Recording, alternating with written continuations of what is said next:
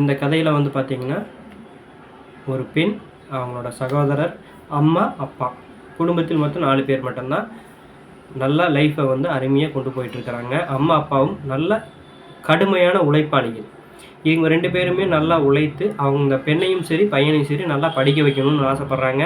பையனுக்கு வந்து பார்த்திங்கன்னா படிப்பு ஏறல. அவனுக்கு ஒரு குறிப்பிட்ட ஒரு 8வது டு 10வது படிச்சிருப்பான், அப்படியே நின்றுட்டான். பெண்ணுக்கு வந்து நல்லா படிப்பு வருது.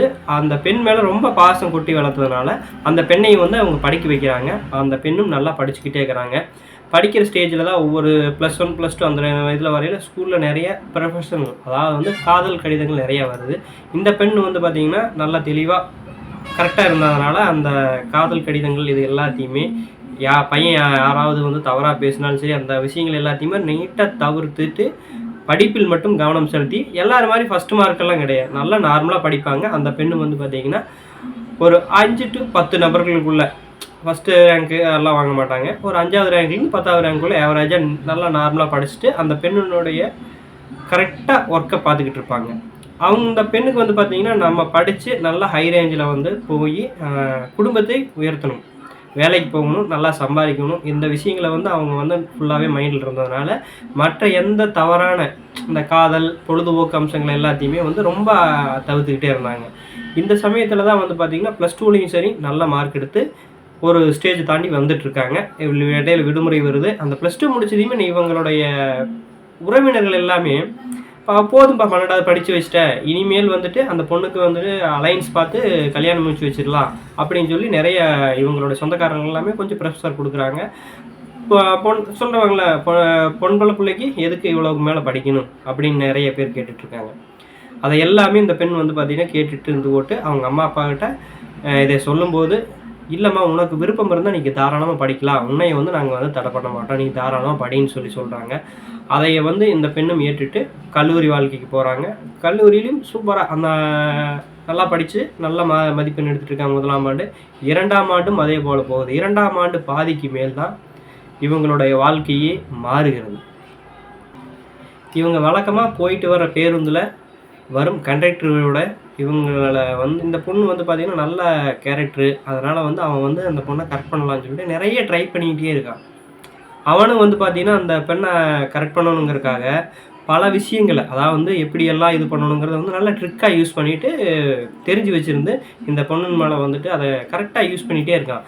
அந்த ஒரு 6 மாதம் அதை வந்து ரொம்ப ட்ரை பண்ணி எப்படியோ அதை வந்து வலையில் வீழ்த்தணுன்ட்டு முயற்சி பண்ணிகிட்டே இருக்கான். அந்த முயற்சியும் சக்ஸஸ் ஆகுது. அவன் வந்து கண்டினியூ பண்ணி கொண்டு போயிட்டுருக்காங்க. 3வது வருஷம் ஸ்டார்ட் ஆகுது. 3வது வருஷம் பாதிக்கு மேலே வந்துட்டு பார்த்திங்கன்னா இந்த பையன் வந்து அவங்க அம்மா அப்பாட்ட சொல்லிடுறான். அவங்க அம்மா அப்பாவும் சரி புல் அருமையான பொண்ணாக இருக்குது, நல்ல குணமாக இருக்குது, ஒன்றும் பிரச்சனை இல்லை, தாராளமாக கல்யாணம் பண்ணிக்கலாங்கிற கண்டிஷனில் அவங்க ஓகே சொல்லிடுறாங்க. இந்த செய்தியை வந்து அவன் வந்து அந்த பொண்ணுக்கிட்ட சொல்ல, அந்த பொண்ணுக்கு வந்துட்டு பதட்டம், எப்படி இவங்க அம்மா அப்பா ஓகே சொல்லிட்டாங்க, நம்ம அப்பா வந்துட்டு ஒத்துக்குமாங்களா மாட்டாங்களான்னு ரொம்ப பதட்டத்தோடு போய் அவங்க அம்மா அப்பா சொல்கிறாங்க. அவங்க அம்மா அப்பாவும் ஃபஸ்ட்டு வந்துட்டு ஏற்றுக்கவே இல்லை. என்ன காரணம்னு கேட்டிங்கன்னா, இவர்களோட அவங்க வந்து கொஞ்சம் சொத்துலேயும் சரி கம்யூனிட்டி இதில் ஜாதி இதுலேயுமே கொஞ்சம் இவங்களோட அதிகமாக இருக்கும்போது, நாளைக்கு வந்துட்டு உன்னை ஏதாவது பண்ணிட்டா என்ன பண்ணுறது, எங்களுக்கு இருக்கிறது நீ ஒரே பொண்ணு, உன்னை எவ்வளோ பாசம் கொடுத்து செல்லம் கொடுத்து வளர்த்திருக்கோம், உன்னை நான் படிக்க வச்சு நம்ம சொந்தத்துலேயே பார்த்து கல்யாணம் பண்ணி வச்சுக்கலாம் அப்படின்னு சொல்லி இவங்க அம்மா அப்பா சொல்லி கம்பல் பண்ணி அந்த ஒரு 3 மாதம் காலேஜ் போகிறத நிப்பாட்டிட்டு இவங்க உறவினர்லேயே சொந்தத்துலேயே வந்து பார்த்திங்கன்னா ஒரு பையனை பார்த்து திருமணம் செய்து வைக்கலாம்னு சொல்லி முடிவு பண்ணி குயிக்காக எவ்வளவு குயிக்காக முடியுமோ அவ்வளோ குயிக்காக பார்த்து திருமணம் பண்ணி வச்சிட்றாங்க. பண்ணி வச்சதுக்கு அப்புறம்தான் அவனுடைய உண்மையான ரூபமே தெரியுது. அவன் வந்து பார்த்திங்கன்னா இவங்க இவ்வளோ குயிக்காக அந்த பெண்ணுக்கு திருமணம் பண்ணி வைக்கிறாங்க இல்லையா, அப்போ வந்து பார்த்திங்கன்னா அவனை வந்து நல்லா விசாரிக்கல. சொந்தக்கார பையனாக இருக்கான், ஓகே ரைட்டுங்கிற மட்டத்தில் விட்டுட்டாங்க. அவனை பற்றி ஃபுல் டீட்டெயில் விசாரிக்காமல் பொண்ணை வந்து கட்டி கொடுத்துட்றாங்க. அதுக்கப்புறம் அவங்க வந்து அந்த பிள்ளைக்கு வந்து ஃபஸ்ட்டு போனதுலேருந்தே கொஞ்ச நாள்லேயே அப்போ வந்து நரக வாழ்க்கைங்கிறது வந்து திருமணத்துக்கு முன்னாடி எவ்வளோ சந்தோஷமாக இருந்தாங்களோ திருமணத்துக்கு பிறகு ரொம்ப அவ்வளோ கஷ்டம் அவ்வளோ கொடுமைகளை அனுபவிச்சுட்டே இருக்காங்க. ஸ்டார்டிங் வந்து பார்த்திங்கன்னா அவனுக்கு வந்து ஃபஸ்ட்டு சந்தேகம், இவ்வளோ அழகாக இருக்கான், யாராவது லவ் பண்ணாமல் இருந்திருப்பாங்களாங்கிறான்னு அந்த சந்தேகம் வந்து பார்த்திங்கன்னா அவனுக்கு வர ஆரம்பிச்சிருச்சு ஃபஸ்ட் கான்செப்ட்லேயே. 2வது வந்து பார்த்திங்கன்னா இவளை எங்கேயாவது ஒரு ஃபங்க்ஷனுக்கோ இதுக்கோ வந்து உறவினர்கள் ஃபங்க்ஷன் எதுக்குமே கூட்டிகிட்டு போக மாட்டான். அப்படி கூட்டிகிட்டு போனோம்னா எவனாவது கூட பேசினாலோ இவங்க மொபைல் வாட்ச் பண்ணுறது எல்லா சந்தேக எண்ணங்கள் வந்ததுனால இவன் எல்லா வேலையுமே பண்ண ஆரம்பிச்சிட்டான். அதுபோக இவனுக்கு வந்து மது பழக்கம் இருந்திருக்குது, தண்ணியை போட்டு வந்து ரெகுலராக சண்டை கட்டுறது, இந்த மாதிரி பல தவறான விஷயங்களில் வந்து அந்த பொண்ணுக்கு காட்ட ஆரம்பித்தா. அந்த பெண்ணு வந்து பார்த்திங்கன்னா சொந்தக்காரன் பார்த்து திருமணம் பண்ணதுனால அவங்க அம்மா அப்பா கிட்ட சொன்னால் இன்னும் அவங்க வந்து மனவேதனைப்படுவாங்க. இன்னும் கொஞ்ச நாள் அப்படியே மறைச்சிக்கிட்டே கொண்டு போயிட்டு வந்துருக்குறாங்க. இந்த விஷயங்கள் வந்து அவங்க அம்மா அப்பாவுக்கு ரொம்ப நாள் தெரியாமல் இருக்குன்னு இல்லை, ஒரு 6 to 8 மாதம் வந்து அப்படியே பொண்ணு வந்து பார்த்திங்கன்னா திருமணத்துக்கு பின்னாடி அந்த ஒரு கலையும் இல்லை, உடம்பு வந்து மெலிஞ்சிக்கிட்டே இருக்குது, ரொம்ப வீக் ஆகிட்டே இருக்காங்க. அப்போ வந்து பார்த்திங்கன்னா இவங்க பொண்ணுடைய அம்மா வந்து பார்த்திங்கன்னா மருத்துவமனைக்கு கூட்டிகிட்டு போய் காட்டுறாங்க. டாக்டரிடம் விசாரிக்கும் போது தான் இவங்க ஃபுல் டீட்டெயில் எல்லாமே மருத்துவமனையில் டாக்டர் சொல்லி தான் இவங்களுக்கே தெரிய வருது. அப்போது அந்த பெண்கிட்ட இவங்க அம்மாவும் அப்பாவும் விசாரிக்கிறாங்க, என்னம்மா நடக்குது, குடும்பத்தில் என்ன பிரச்சனை, மாப்பிள்ளை ஏதாவது இது பண்ணுறாங்களா அப்படின்னு சொல்லி கேட்கும்போது தான் இந்த பெண் தனக்கு நடந்த எல்லா விஷயங்களையுமே சொல்லிக்கிட்டே இருக்காங்க. அப்போ ஒன்றுமே பண்ண முடியாது இல்லையா. அந்த ஸ்டேஜில் செக் பண்ண போகும்போதே அவங்க வந்து பார்த்திங்கன்னா 3 மாதம் கன்சீவாக இருக்காங்க.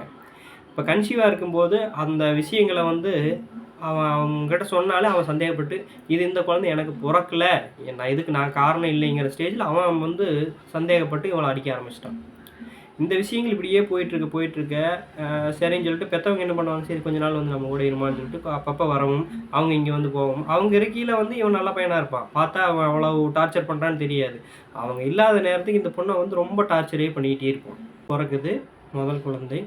அப்படி பிறக்கும்போதே இவனுக்கு அதுக்கப்புறமா திருந்திடுவான், மாறிடுவான், நான் கரெக்டாக இருப்பான் அப்படின்னு சொல்லி சொல்லும்போதே இந்த குழந்தைய வந்து எனக்கு பிறக்கல, எனக்கு இந்த குழந்தைக்கு சம்மந்தம் இல்லைன்னு சொல்லி அதுக்கும் சண்டை கட்டி ரெகுலராக அதுக்கப்புறம் ஃபுல்லாகவே தண்ணியை போட்டு மாமனார் வீட்டுக்கே வர்றது, அங்கேயே எல்லா விஷயம் பண்ண ஆரம்பிச்சிட்டான்.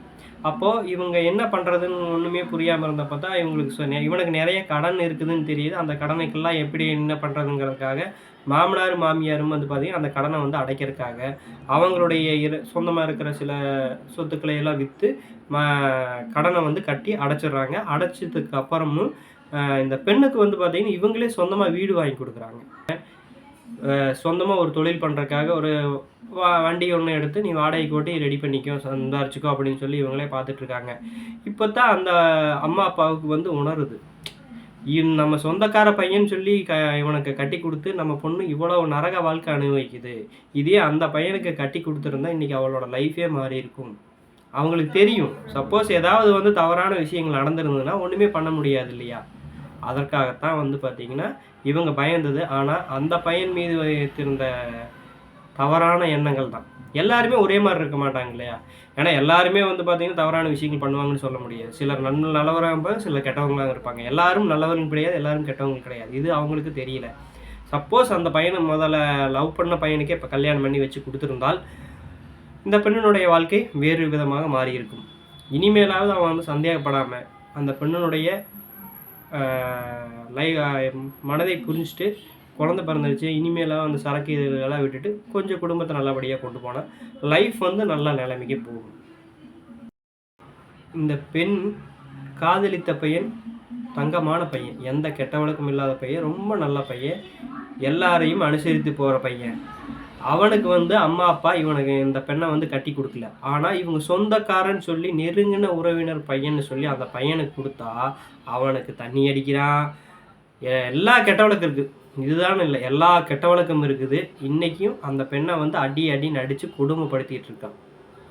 நிறைய பெற்றோர்கள் வந்து பார்த்திங்கன்னா எல்லா விஷயத்துலையும் காதல் சரின்னு சொல்ல முடியாது, தவறுன்னு சொல்ல முடியாது. ஆனால் இந்த பெண்ணினுடைய வாழ்க்கையில் நடந்த தவறுக்கு அவங்க அம்மா அப்பா தான் 100% காரணம்.